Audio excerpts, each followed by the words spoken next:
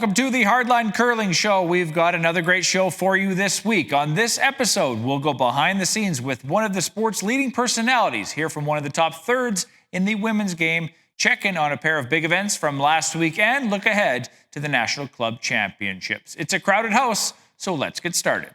The second Grand Slam event of the season is in the books. The Coop Canadian Open took over the Silent Ice Centre in Nisku, Alberta last week with some heavy hitters adding to their already impressive resumes. On the women's side, Rachel Homan's team arrived on the heels of a win at the Pan-Continental Championships and showed no signs of slowing down. The Ottawa Rink was a perfect 4-0 in pool play and entered the playoffs as the number one seed. It was a marquee matchup against Carrie Anderson in the quarterfinals where Homan used a strong start to her advantage, grabbing a 5-1 lead after three ends and going on to win 7-5. The semis were a David and Goliath affair as Team Homan faced Korea's Team Ha, playing just its fourth Grand Slam event. Homan controlled play from start to finish, securing a 5-2 victory. That set up a rematch of last year's final between Homan and Team Tiranzoni of Switzerland. A steal in the fifth end would put Homan in the driver's seat as she went on to win 7-5 to claim back-to-back Canadian Open crowns and extend her record with a 16th Grand Slam title. The team of Homan, third Tracy Fleury, second Emma Miskew, and lead Sarah Wilkes now sit comfortably atop the women's world rankings, having won 4 of the 5 events it has entered this season. Meanwhile, in the men's bracket, Brad Gushue was also looking to win a 16th Grand Slam title, but he had to contend with the hottest team on the planet. Bruce Mowatt's Scottish rink came in as the defending Canadian Open champs and winners of the season's first slam, the Hearing Life Tour Challenge, where they defeated, you guessed it, Team Gushue in the final. Fittingly, the two squads were the only ones to go undefeated in pool play, putting them on a potential collision course to meet again. Mowatt did his part, beating Team Dunstone 6-3 in the quarters before taking on a low-scoring affair, 4-2 over Team Retornis of Italy. Gushue would hold up his end of the bargain as well, winning an extra end battle 6-5 over Team Medine, then knocking off Yannick Schwaller 6-2 in the semis. So for a second straight slam, it was Mowatt versus Gushue, and once again, the Scots would claim victory, curling a near-perfect game en route to a 6-2 win and their 8th Grand Slam title. And just like Team Homan, Team Mowatt is now the number one team in the world rankings. Both rinks also earned a cool $44,000 for their wins.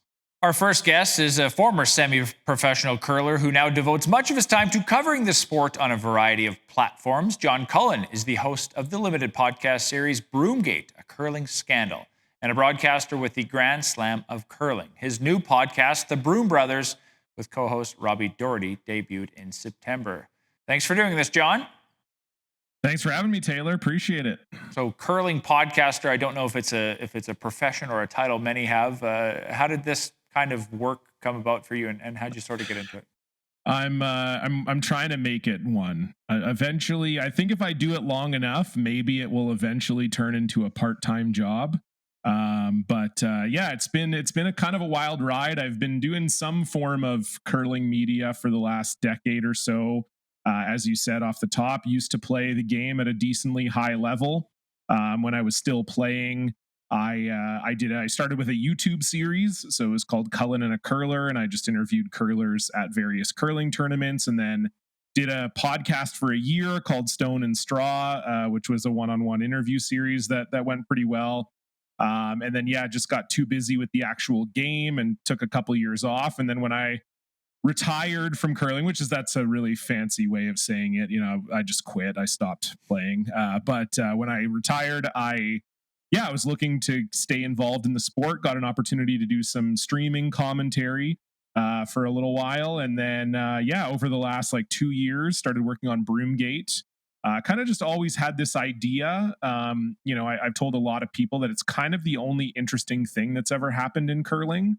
That's kind of my elevator pitch is, for people who don't know the game. I mean, obviously, if you love curling, there's lots of really interesting things, but to an outsider, Broomgate is kind of our biggest scandal, the biggest thing that ever kind of happened. And so, got together with an amazing team for that, kind of got really lucky as to where that landed and ended up, and the success was pretty crazy. And I think that combined with my my streaming commentary put me on the radar for the Grand Slams. And now I work for the Grand Slams doing commentary, creating content, and as you said, hosting the Broom Brothers with Robbie Doherty. So Broomgate, obviously, if people haven't checked it out, they should, and you can head to podcast platforms to check it out. Would that be the best place? Yeah. So it's anywhere. Yeah, any podcast. Anywhere. Platform. So people haven't checked it out. Give me the pitch. Give me the sort of elevator pitch, if you will, in terms of what it's all about and what it really gets down to.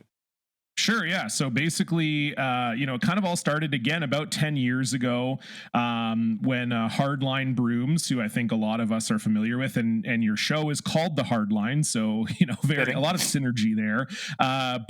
So Hardline Brooms kind of came on the scene. And then, people started to realize they were an extremely strong broom. And then Brad Gujju sort of realized that if you swept with only one sweeper, what these brooms could do was unbelievable. And it kind of caused a lot of controversy in the sport. There was one year, the 2015-16 season, where all hell broke loose. There was a lot of infighting, a lot of hurt feelings, broken friendships, broken relationships.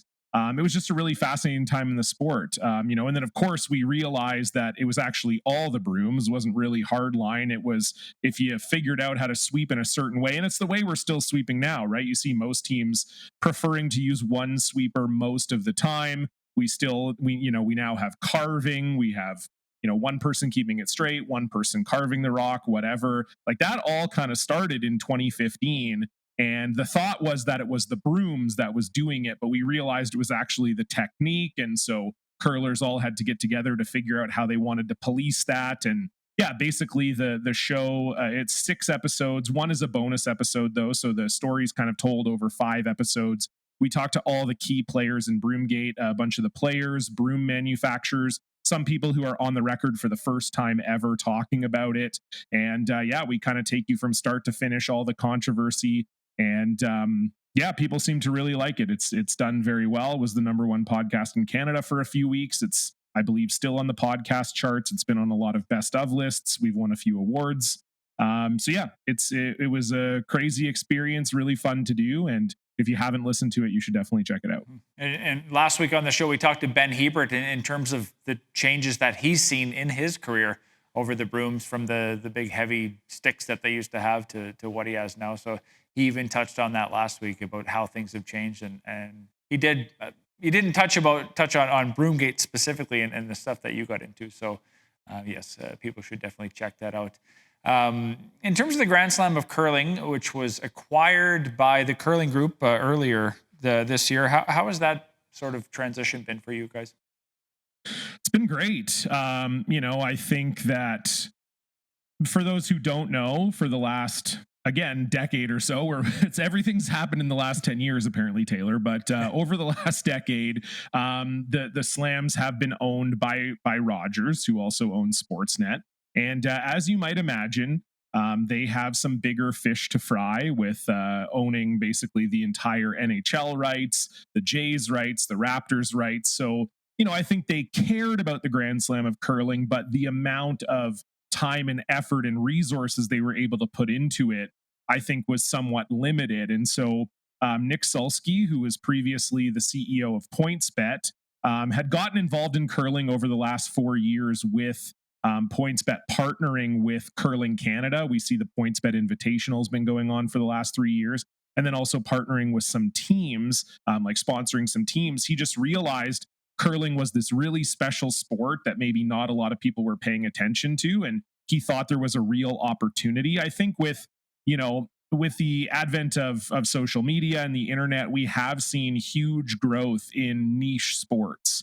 I think disc golf is a great example of a niche sport that now has, 6-figure, 7-figure contracts for players. It's creating legitimate stars. We've also seen the rise of women's sports. And one thing that's really special about curling is that, the women and men do so many things together in the sport, right? They compete at the Olympics together. They compete on all the slams together. The purses are equal for the most part. Like in the slams, they're all equal, but I'm talking about even on tour when there's combined men's and women's events, the purses are usually equal or very close to equal.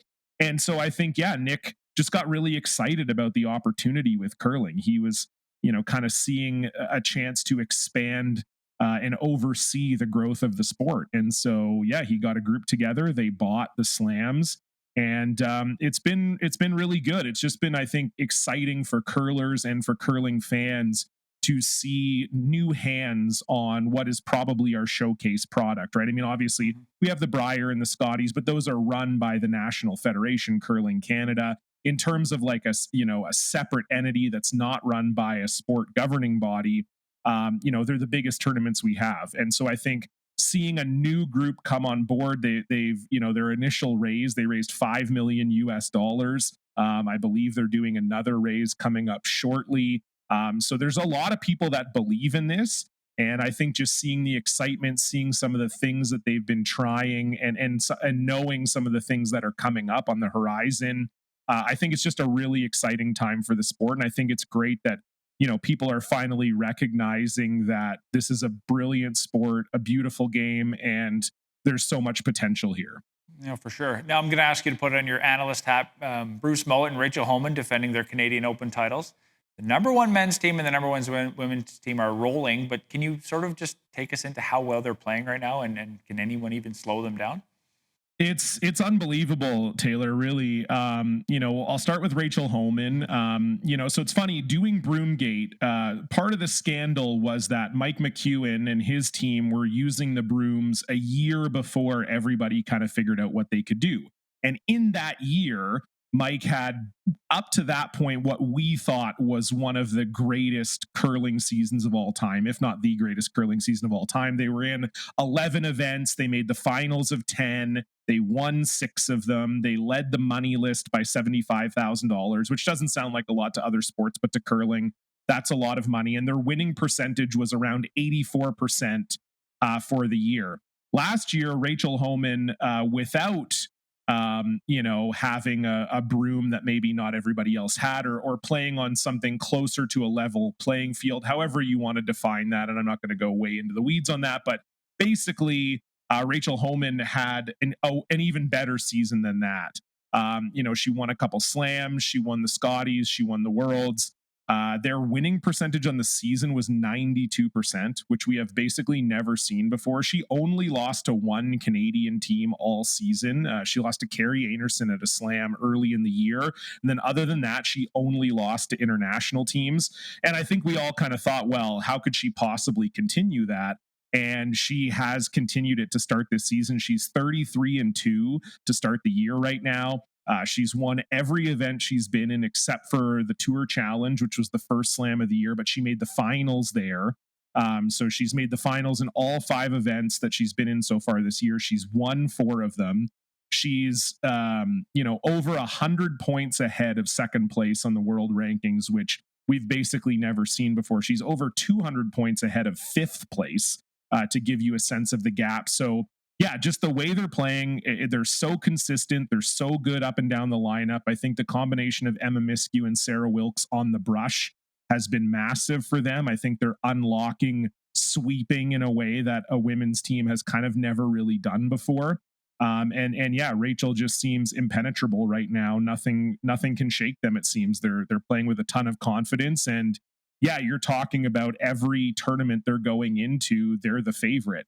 And so, yeah, it's been really special to watch. And then for Bruce Mowat, kind of a similar start to the season this year. Last year, he was inconsistent. He started hot, kind of had some up and down results. He did not win the Scottish Championship. Ross White defeated him, and Bruce didn't even make the final. It was Ross White against James Craik in the Scottish final last year. He didn't have the results at Worlds that he wanted. And so I think people were, kind of said, okay, maybe Bruce is not as good as we thought. And then to start this season, they've also looked untouchable.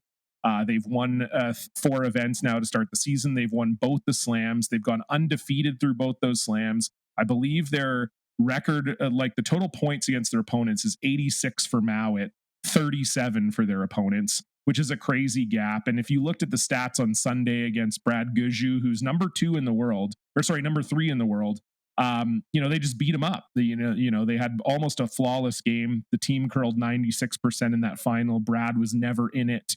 And they just look like they're on another level right now. And yeah, it's just, I think it's great for the sport. It kind of sets a benchmark, right? Every team, instead of there being this sort of morass of teams all together who are all saying to themselves, oh, we're good. We're as good as anyone and we can beat anyone. We're seeing these two teams clearly at the top and clearly on another level. And I think that's going to force every other team to raise their game. Mm-hmm. Yeah, that's interesting. Anytime a team can humble a team like Brad Gushu, I think it says something for how good they are playing right now.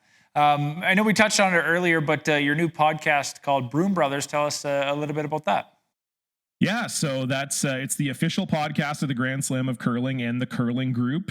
So yeah, they obviously had known that I'd done some curling analysis before. Obviously, I had done Broomgate as well, and so they wanted to have something that was coming out, every couple weeks, just to update fans, do player interviews, hot takes, have some fun, and so yeah, it's been really successful so far. The numbers have been really strong. People have been really excited about it. We peaked at number 4 on the Canadian podcast sports charts, which I think exceeded any of our expectations. And, for curling fans who know Robbie, he's also, kind of a funny guy, kind of a loose guy. And so it's a combination of news and analysis and hot takes, but also just kind of having some laughs and having a good time. And then we bring on a player to interview every episode. And so right now we're doing it every 2 weeks. But I think we have 4 episodes out right now. We're recording another one this week. And yeah, it's been a blast. I think, like I said, that the feedback has been really good.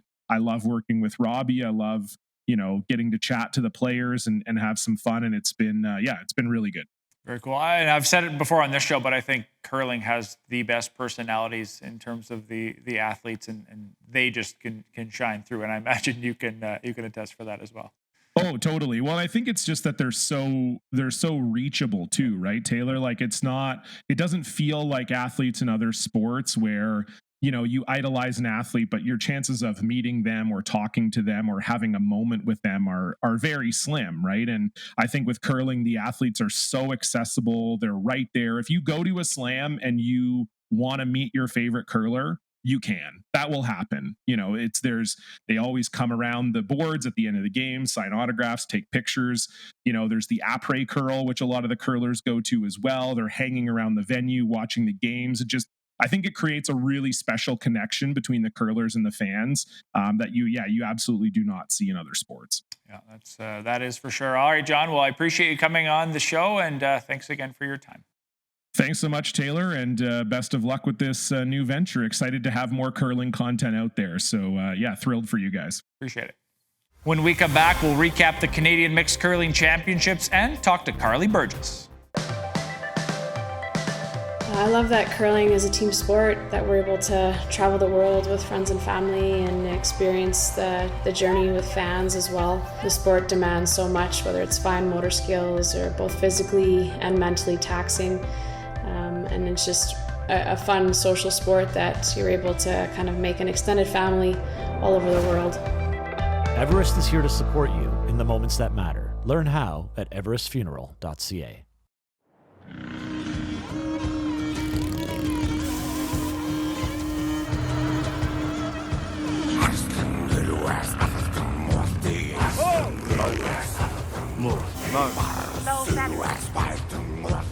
Mo.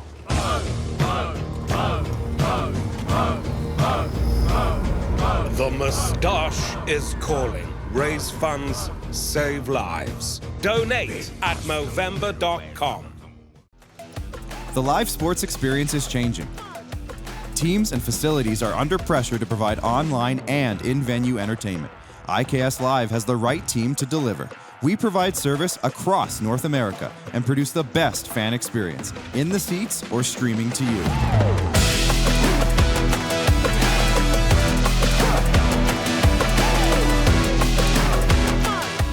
IKS Live continues to bring you the best seat in the house.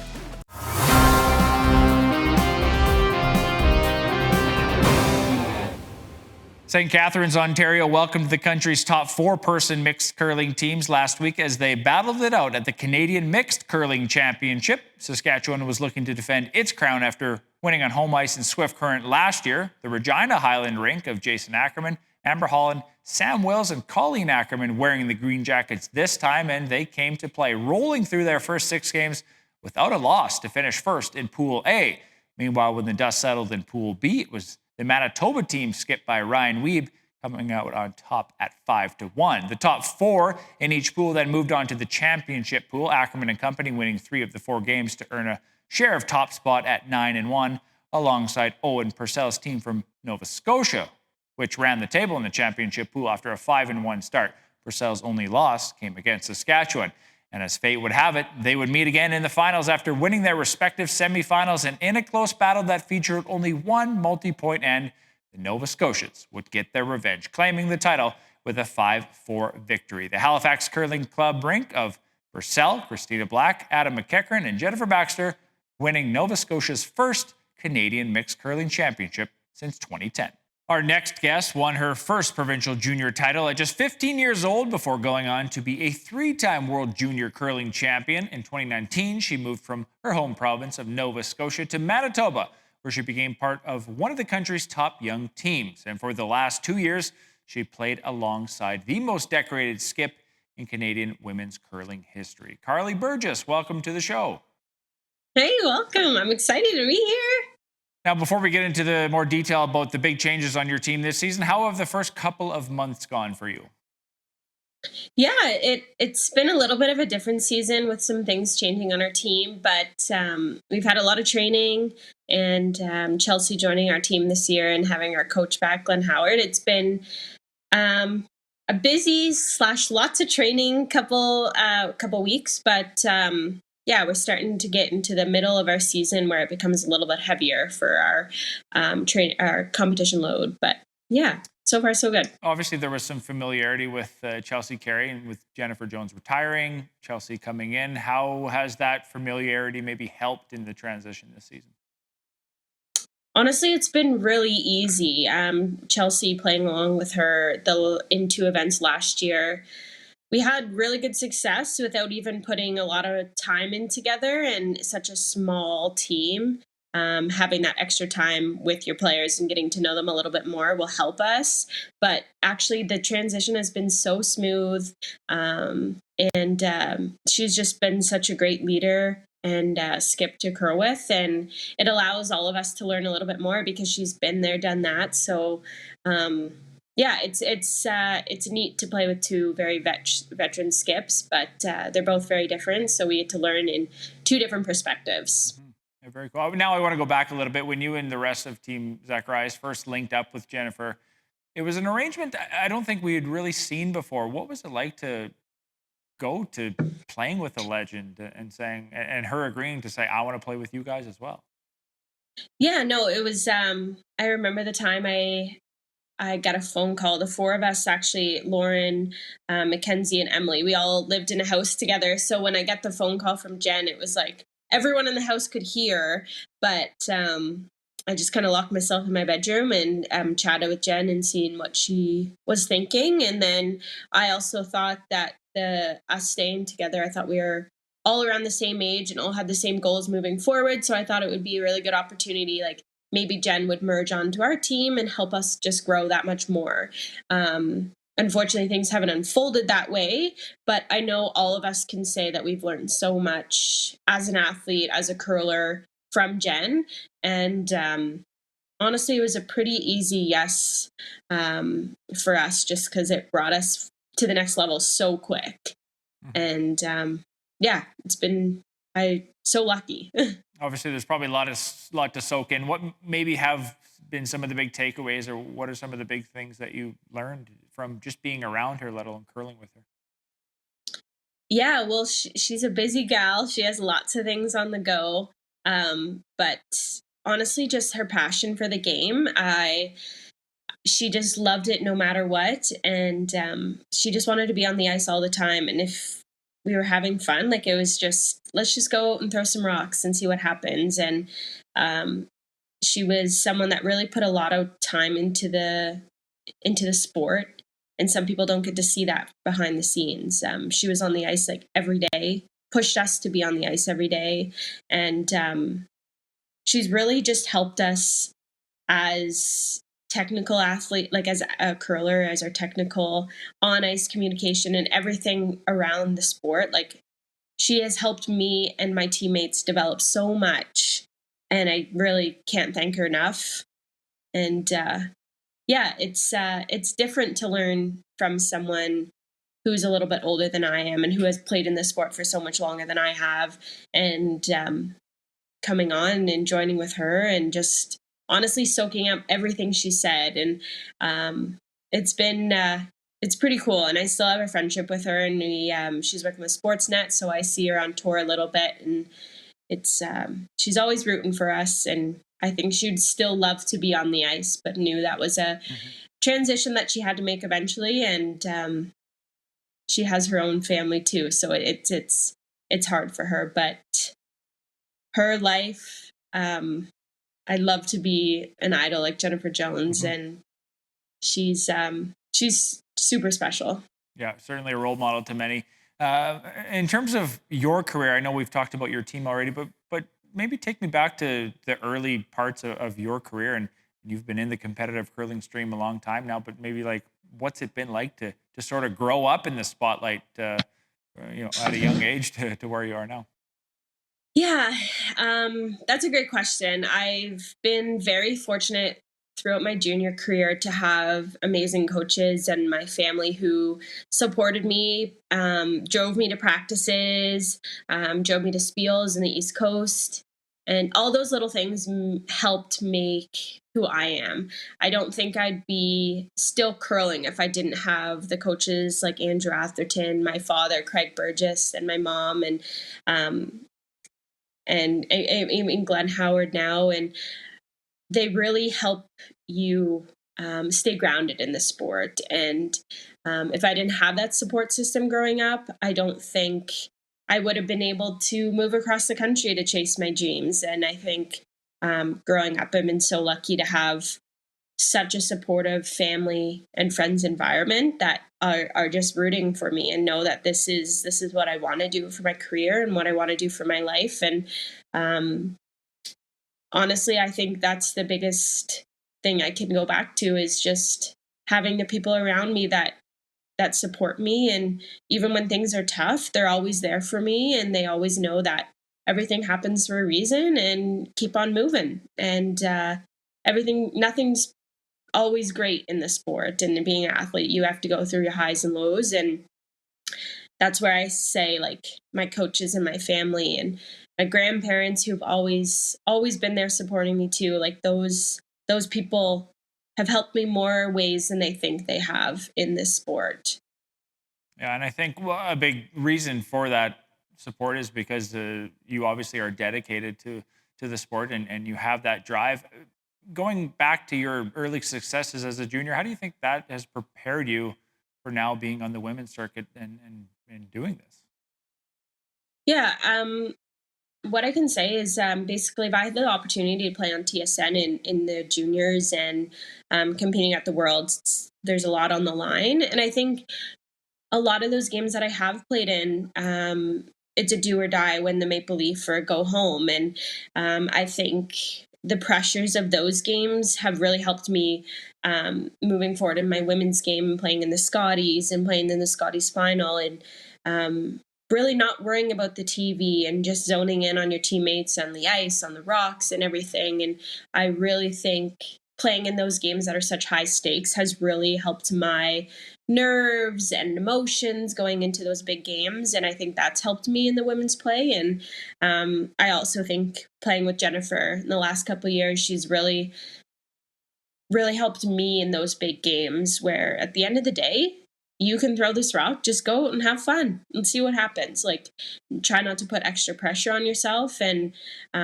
yeah, those are the two key things I think of playing in the high stakes games when I was in juniors, and having Jen as a support system on the ice and kind of bringing us back with our emotions and just realizing at the end of the day, it's a game we love. Let's go out and play it. And whatever happens, happens. So, yeah. And it's a rock, and it's a sheet of ice, and the dimensions are the same, and everything is the same, right? It's just everything around you, right? In terms of being, I guess, an adopted Manitoban, certainly there's a lot of great curlers that have come out of Manitoba that are still in Manitoba, especially on the women's side. What is it about Manitoba curling that makes it such a hotbed? I don't know. There's so many women's and male curlers here, and honestly, at the end of the day, it comes down to like points, and everyone's chasing for the trials and the Olympics. So in the West, there's just so much more points available to help your team get to the trials. Where in the East Coast, it's so hard. You have to travel so much to get the points, or if you play an East Coast event, the strength of the field is less. Where like there's so many other people out here that curl, just makes the events bigger and more worth it. And I knew I had to move to the West eventually for my curling career, just because it's so much easier to trace that Olympic dream out here, unfortunately. But I just didn't think I would move when I was 19 or 20. But I look back at it now, and I'm so grateful that I took that leap when I was so young, and I've really grown as a curler and an athlete since I moved here, and I'm forever grateful for that. In terms of maybe some highlights, what has been the highlight of your young curling career, and what else do you want to achieve? Yeah, I've had some really special moments, and I think one of the most special was probably winning the World Juniors my last junior junior year in 2020, going to Russia. It was a whirlwind of a year, actually, when I took me and my teammate Lauren Lenentine from Nova Scotia, and we decided to move here and build a team. And we came in, and a lot of people are uncertain about these two East Coasters that moved into the juniors, and obviously not a lot of people knew about us here. So we kind of just went with the flow, and the two Zacharias girls, and next thing you know, we won a national, and then we were going to the Worlds with the other Manitoba boys. So my partner, my boyfriend, is actually the skip of that Manitoba junior team at that time, and so it was really fun to travel with them and the Manitoba boys and go to Worlds, and winning double gold there was really fun for both sides, and yeah, that was really special. And I also think when I'm thinking about it now, is playing with Jennifer Jones and the memories that I've made and the things that we've done in the last 2 years, and being a two-time runner-up at Scotties. I don't think I never thought that it would be on my radar when I at 23 and 24 when I moved here just a couple years prior. And but moving forward in the sport, there's so many things I'd still like to accomplish. And Olympics is obviously up there for number one, but it would be amazing to win a Scotties one day. And yeah. Yeah. Well, you guys have been close the last 2 years, so maybe you'll get over the hump this year. And then obviously the Olympic trials are coming up pretty soon too, so probably gearing up for that as well. Yeah, and Olympic trials are actually in Halifax, so I'll have all my family and friends there, and I think it'll be a special one. And East Coast always knows how to put on a fun event, so I can't wait. So for sure. Well, that's all we got for you, Karlee. I appreciate you joining the show, and best of luck this season. Yeah, I appreciate it. Thank you guys so much, and yeah, talk to you soon. Time for a break. When we come back, we'll get you set up for the Everest Canadian Curling Club Championships. If they wanted to chase a dream, they believe that anything is possible as long as they put the work in, and it's because of watching us on the ice. Everest is here to support you in the moments that matter. Learn how at everestfuneral.ca. Handcrafted in Canada, Hardline's ice pad has revolutionized curling for over a decade. Engineered with top-tier precision and durability, it is backed by an unmatched 10-year warranty. Designed for curlers at all levels to sweep effortlessly with maximum efficiency, it is trusted by the world's best curlers, including Olympic and world champions. It is quite simply the best broom in the game. Hardline. Join the revolution.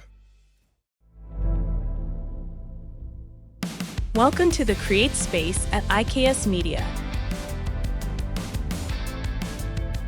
meetings, podcasts, studio. Whether you're here to collaborate or educate, our versatile meeting places, workspaces, and studios await.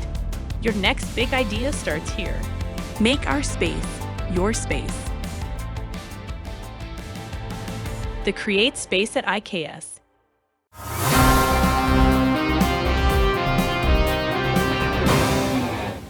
Two more national titles are up for grabs this week as the top club teams from across the country are gathered in Barrie, Ontario for the Everest Curling Club Championships. All 13 provinces and territories plus Northern Ontario are represented in the men's and women's fields. Alberta claimed the men's title last year with Dan Sherrard's team from the Beaumont Curling Club taking home the hardware, while Abby Burgess's rank out of the Gage Golf and Curling Club in Ormocto, New Brunswick, won the women's side. Both of these provinces have new representation this year. However, New Brunswick, as a province, is gunning for a third straight women's crown with Kara Webb's crew from the St. Andrews Curling Club in St. John carrying the flag. Alberta and Ontario have each won the men's title 4 times, going back to the first Canadian Club Championships in 2009. The tournament wraps up on November 24th with the semifinals at 9 a.m., followed by the finals at 2 p.m. Both of those times are Eastern. That wraps up another jam-packed show. Thanks to John Cullen and Karlee Burgess for joining us this week. If you would like to see your event featured on the show, just send us an email to steven@iksmedia.com. And be sure to follow us on Facebook, X, and Instagram, and subscribe to our YouTube channel to stay up to date. Our next episode comes your way on November 22nd. Until then, good curling.